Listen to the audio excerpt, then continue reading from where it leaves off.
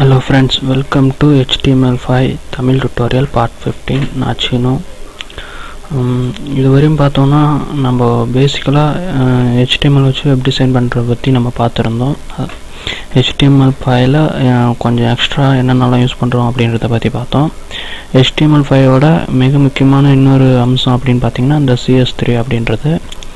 அதில் பார்த்தோன்னா எக்ஸ்ட்ரா சில ஆப்ஷன்ஸ் எல்லாம் ஆட் பண்ணியிருக்காங்க. CS3ன்றது HTML5 அப்படின்றதுக்காக தான் க்ரியேட் பண்ணது.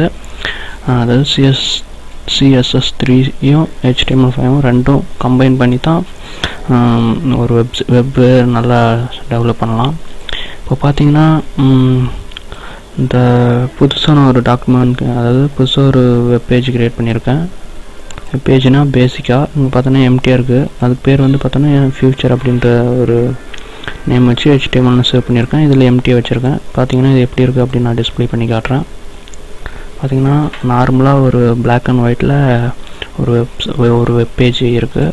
இப்போது இந்த CSS3யோட அடுத்த கட்ட, அதாவது ஃபியூச்சர் டிபெண்ட் பண்ணி நம்ம என்ன பண்ண போகிறோம் அப்படின்றத பார்த்தீங்கன்னா இந்த கிளாஸஸ் எல்லாம் நான் எப்படி பிரித்து காட்டுறேன் அப்படின்றத பாருங்கள். அதாவது இப்போ நான் இதுவரையும் XHTML பார்த்தோன்னா பாடி அப்படின்ட்டு நம்ம யூஸ் பண்ணி தான் ஒரு வெப்பேஜோட பாடியில் இருக்கிறதுக்கெல்லாம் நம்ம கலரிங்கெல்லாம் யூஸ் பண்ணுவோம். அதாவது ஓவரால் பேக்ரவுண்ட் அப்படின்ற மாதிரி.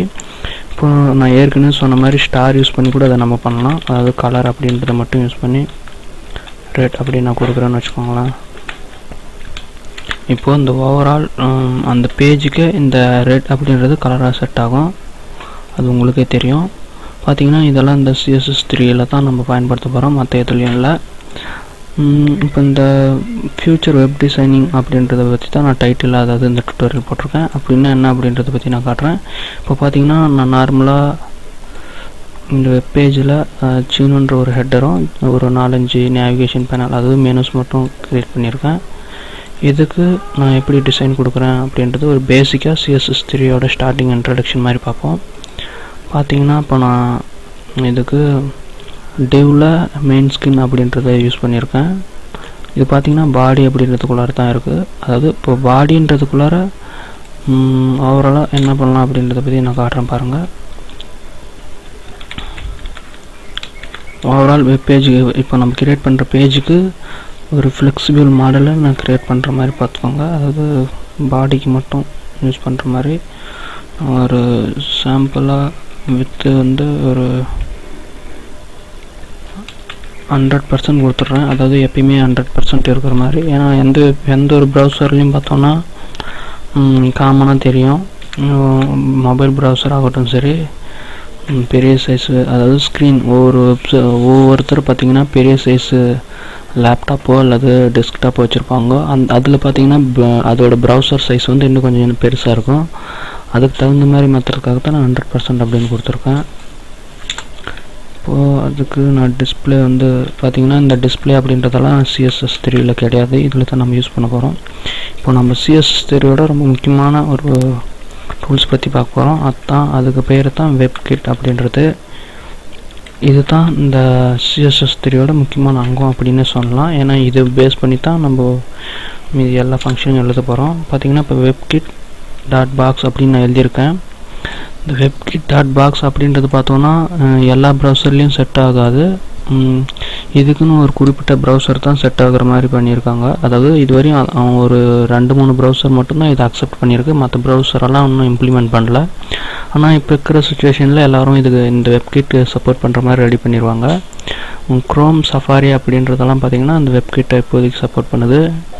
நீங்கள் இதில் ரன் பண்ணி பார்க்கணுன்னா க்ரோம் டவுன்லோட் பண்ணிக்கோங்க. க்ரோமில் யூஸ் பண்ணுறது ரொம்ப பெஸ்ட்டு. ஏன்னா அதை தான் இதெல்லாம் நல்லா அக்செப்ட் பண்ணிக்கும். ஸோ அடுத்து பார்த்தோன்னா இந்த வெப்கிட் டூல்ஸில் ஒரு சின்ன ஒரு ஃபங்க்ஷன் பற்றி பார்ப்போம்.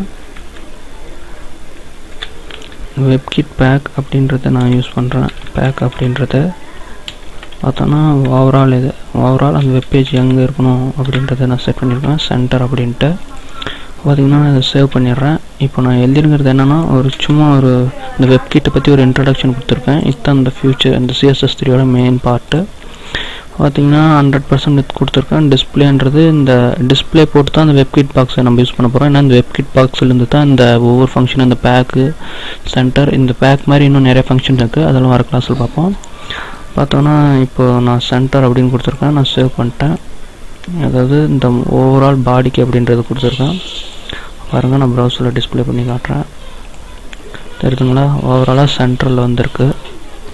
இதுதான் வெப்கிட்டோட ரொம்ப ஷார்ட்டு. இதை பார்த்தோன்னா நம்ம இந்த ஓவராலாக இப்போ 100%ன்றது ஃப்ளெக்சிபிளாக இருக்கும்.